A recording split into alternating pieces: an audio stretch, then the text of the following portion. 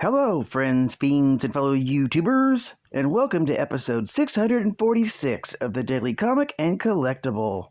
Today, the collectible of the day is the Kotobukiya Star Wars line Artfx Plus series original trilogy Stormtrooper 2-pack statue set. Star Wars Artfx Plus statues brings you all the quality and detailing that you expect from an Artfx Plus release, in a great smaller scale, perfect for collecting. Covered in shiny white armor, and following the orders of Emperor Palpatine and Darth Vader to the letter, Stormtroopers project the Emperor's might into every corner of the galaxy. Rarely found alone, Stormtroopers attack en masse to swarm their foes with superior numbers. Joining the Artfx Plus line, these two Stormtroopers are perfect miniature versions of the on-screen characters, with fully detailed armor and weapons. In fact, they both come with interchangeable arms and legs. There are 18 different posing combinations.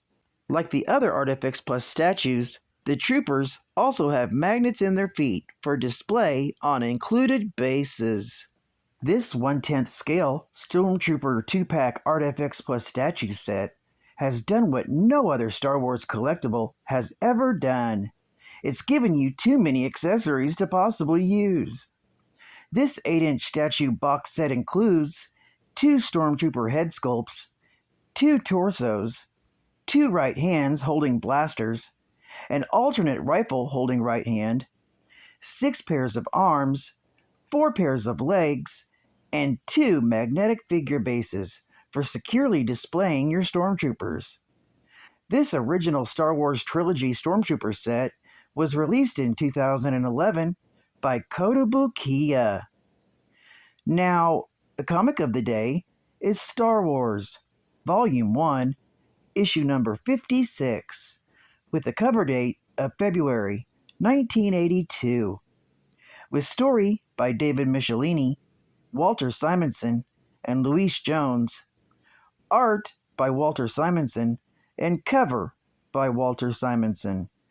This issue is titled Coffin in the Clouds.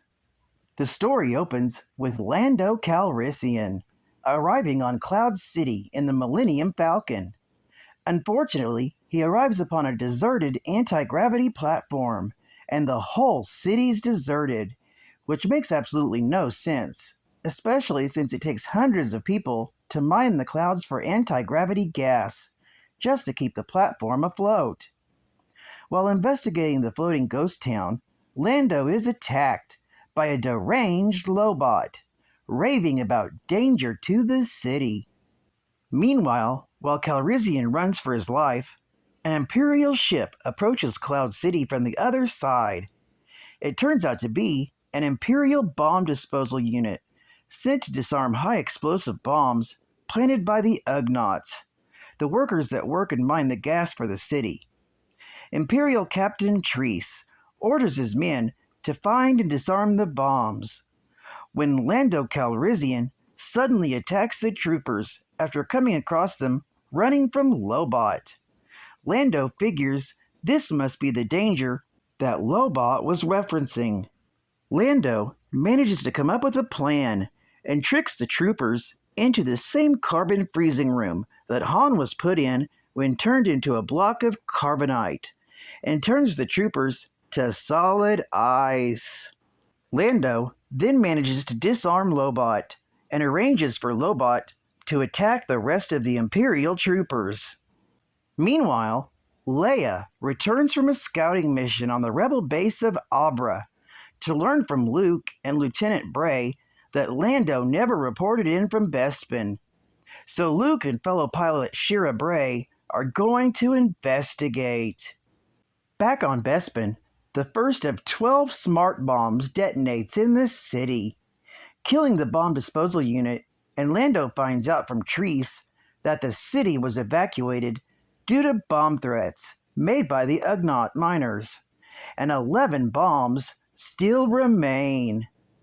Agreeing to a truce, Lando and Imperial officer Treese work together to reprogram Lobot, who in turn uses his cybernetic enhancements to telepathically pass the deadly triggers and deactivate the remaining bombs.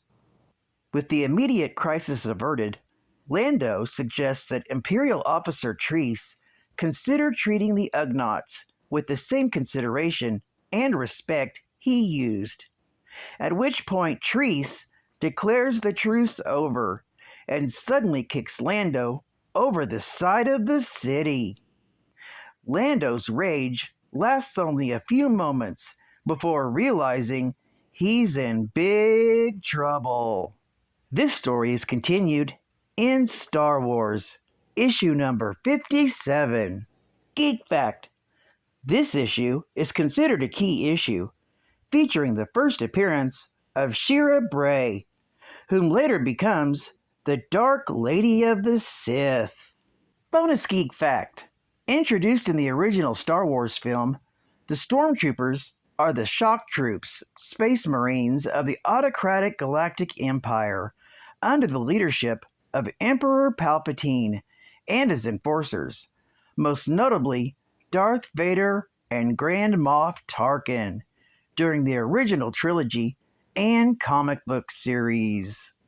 Marvel Hostess Heroes presents The Daredevil's Longest Fight. Babyface Johnny is the biggest bruiser ever to hit Manhattan. He's destined for the World's Championship fight. For 3 hours straight, he and Daredevil have been slugging it out. This guy's nearly as strong as the Hulk.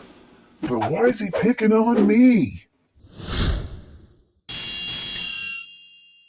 I'm exhausted. Fighting him is like fighting a cyclone. I've got to stop him. These Hostess fruit pies might help. He must have worked up an appetite by now.